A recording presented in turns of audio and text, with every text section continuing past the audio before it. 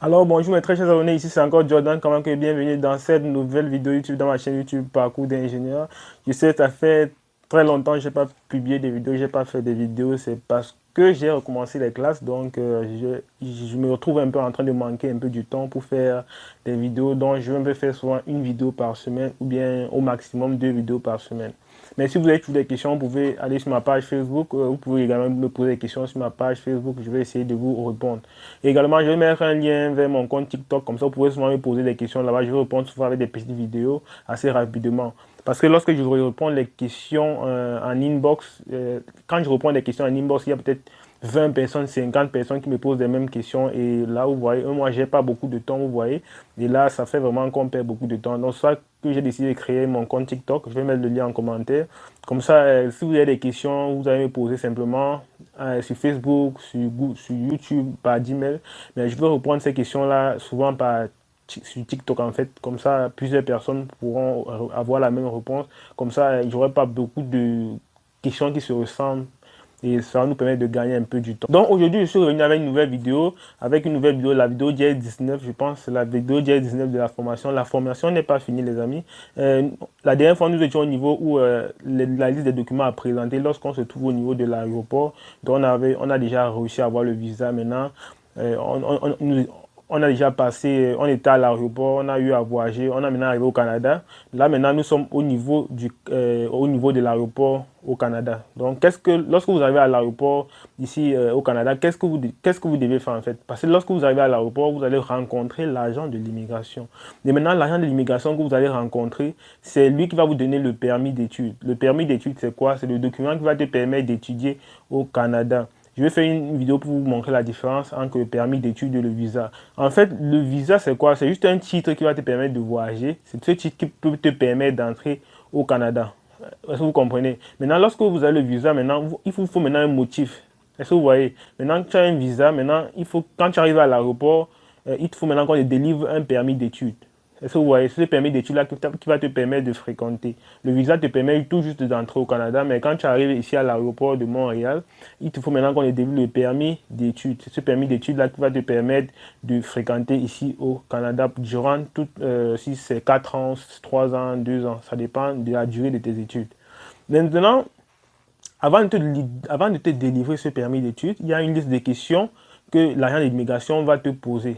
Si vous avez bien constaté, lorsque l'IRCC vous a envoyé le formulaire que vous avez eu le visa, on a bien précisé dans ce formulaire, allez bien lire ce formulaire, que le visa ne te garantit pas automatiquement le droit d'entrer sur le territoire canadien. Ça veut dire quoi? Ça veut dire que même si tu as le visa arrivé ici à l'aéroport de Montréal ou bien de Toronto ou bien de Ottawa, on peut également te refuser l'entrée au Canada. Donc ça veut dire quoi? Le visa ne te garantit pas l'entrée sur le territoire canadien.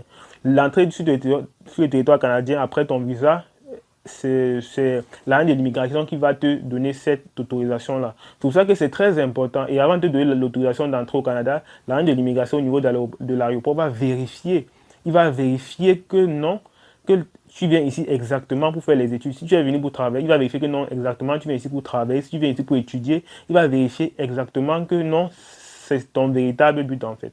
Donc, pour vérifier cela, il va te poser un ensemble de questions et c'est pour ça que j'ai décidé de faire cette vidéo. Je vais décider de faire cette vidéo pour te préparer à ces questions-là. Donc, il y a un ensemble de questions que l'agent d'immigration va te poser pour vérifier que tes intentions, donc tes vraies intentions, c'est de venir étudier ici au Canada.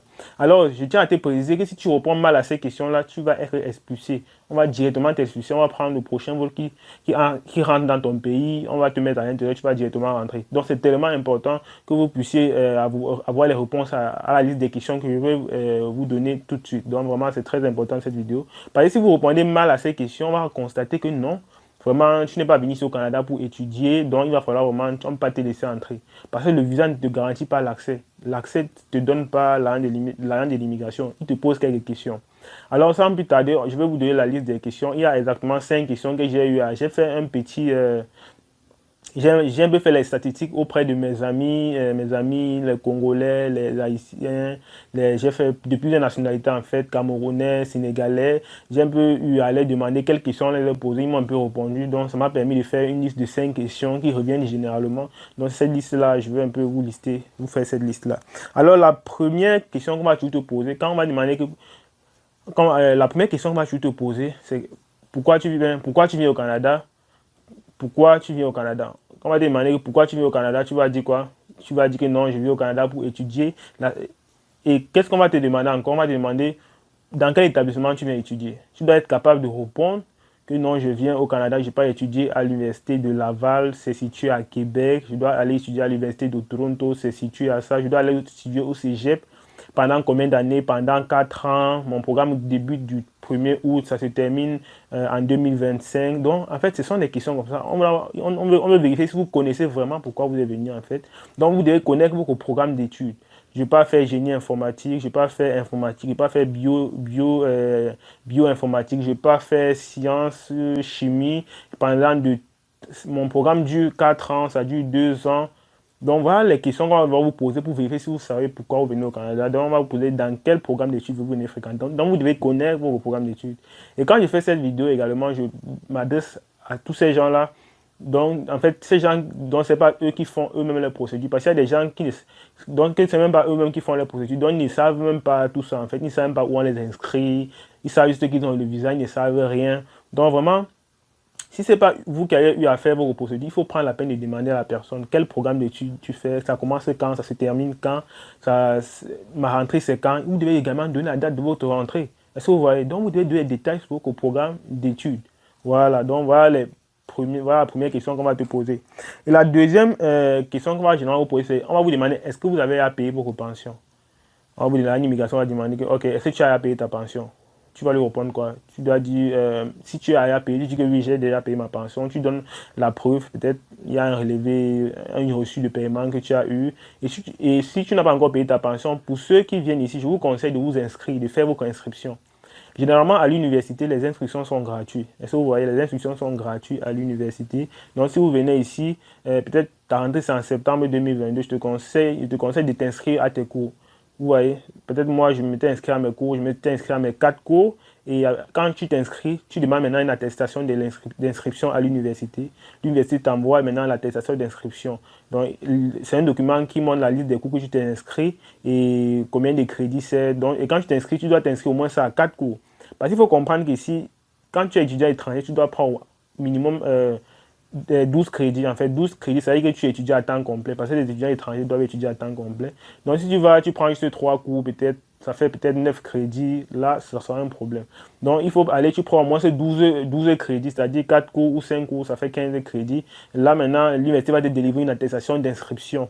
Vous voyez, une attestation d'inscription. Maintenant, si on te demande, là, l'immigration demande, est-ce que tu as payé ta pension? Tu dis que non, je n'ai pas encore payé ma pension. Tu l'expliques clairement, je n'ai pas encore eu à payer, mais je me suis inscrit à mes cours. Là, il va dire, ok, tu t'es inscrit à tes cours. Et que non, c'est quand tu vas arriver sur place que tu vas tout vérifier avant d'effectuer ton paiement. Est-ce que vous voyez? Donc, c'est ça. Et tu peux également lui présenter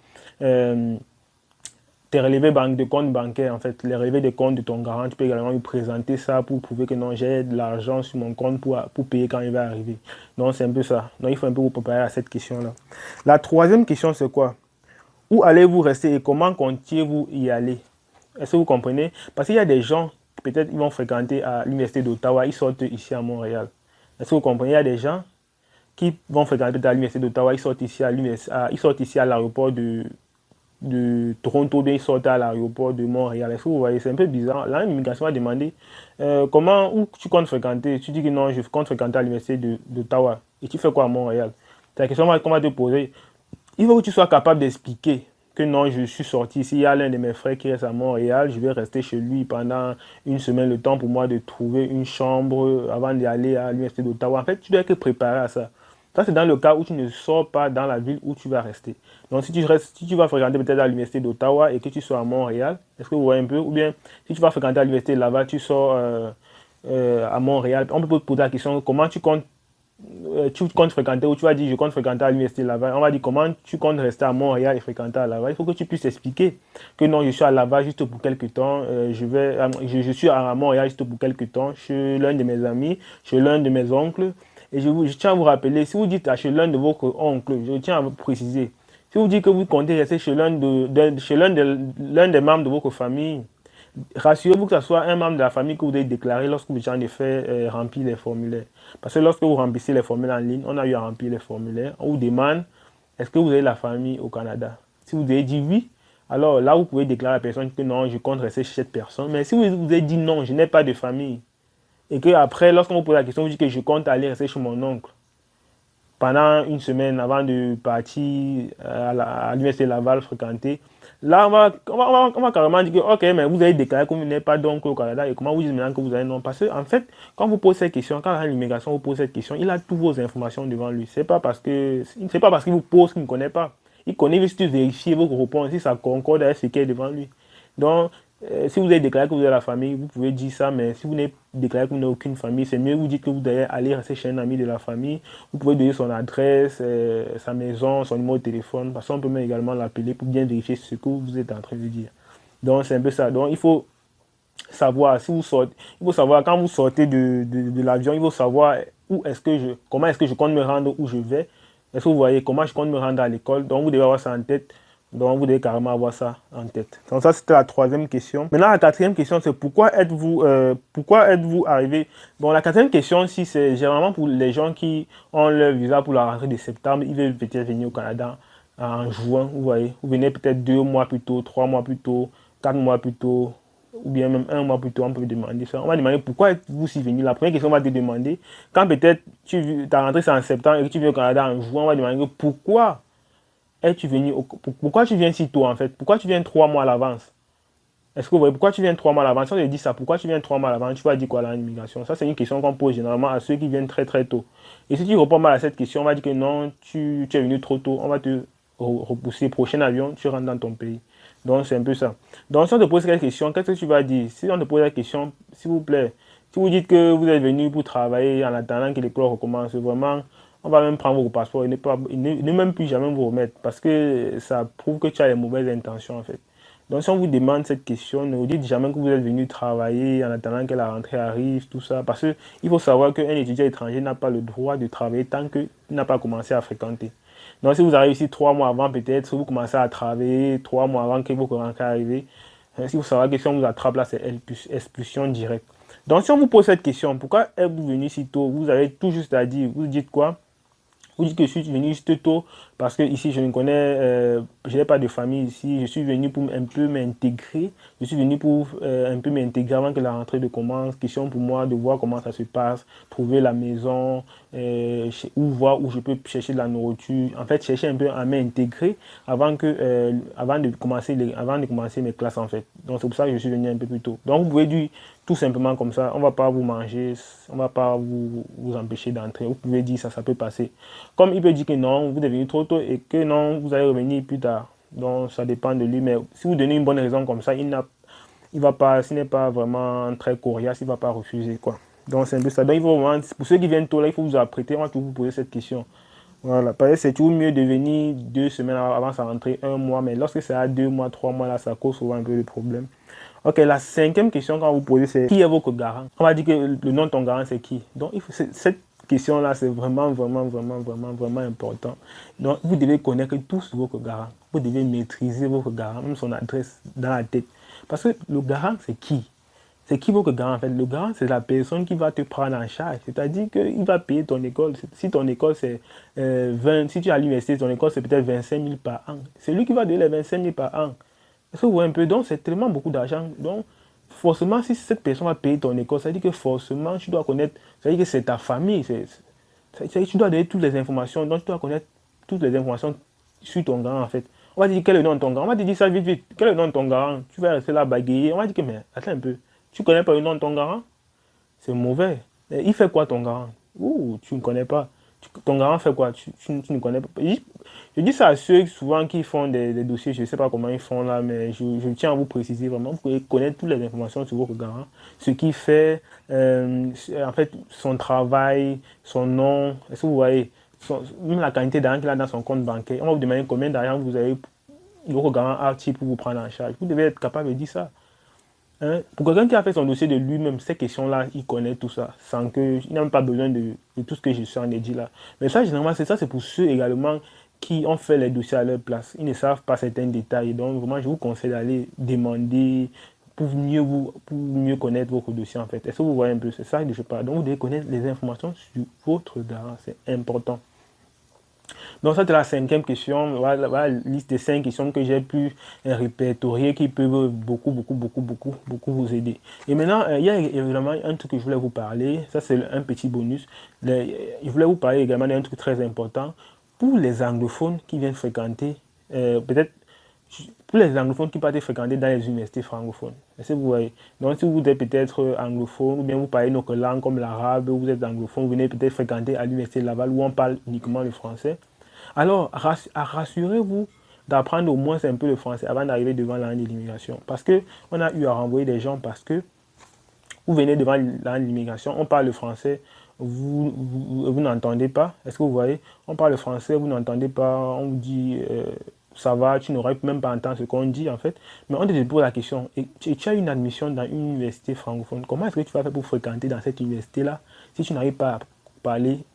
Au moins c'est un peu, pas parfaitement, mais juste un peu quand même. Donc, si vous avez une admission dans une université francophone, vraiment, rassurez-vous d'être capable de répondre aux simples questions en français, vraiment. Donc, débrouillez-vous parce que là, l'immigration peut vous demander quelques trucs en français là.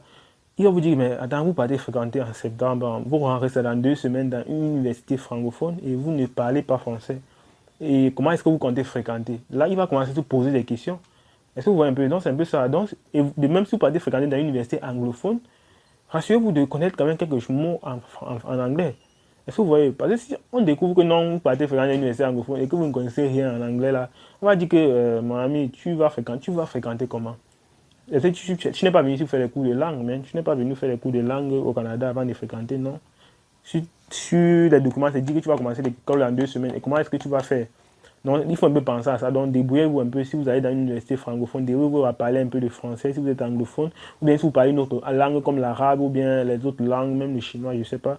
Mais débrouillez-vous de communiquer, de parler la langue donc, de l'université où vous allez fréquenter en fait. Donc, c'est un peu de ça que je voulais vous parler. Bon, il y a également plein de choses qu'on va encore parler. Ce n'est pas fini. Donc vraiment, c'est pour ça que je tenais à partager vous aujourd'hui.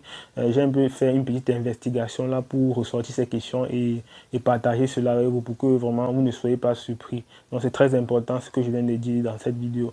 Donc n'hésitez pas à vous abonner. Si vous avez des problèmes, vous pouvez m'écrire sur...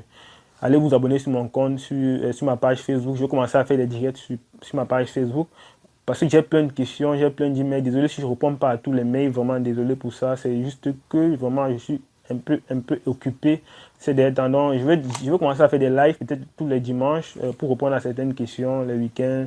Je vais faire des lives peut-être 1 heure de temps. Donc, allez vous abonner à ma page Facebook. Et il y a des fois, on va faire des lives pour que je réponde à vos questions assez rapidement pour qu'on puisse avancer. Parce que des fois, j'ai pas le temps de prendre le téléphone et écrire à tout le monde là. Si tu as peut-être 20 mails, 50 mails, c'est difficile. Et je dois fréquenter, je dois travailler tout. Donc, c'est compliqué, je dois faire des vidéos. Donc, c'était un peu ça. Donc, ici, c'était Jordan Kamankoye. Merci d'avoir regardé la vidéo.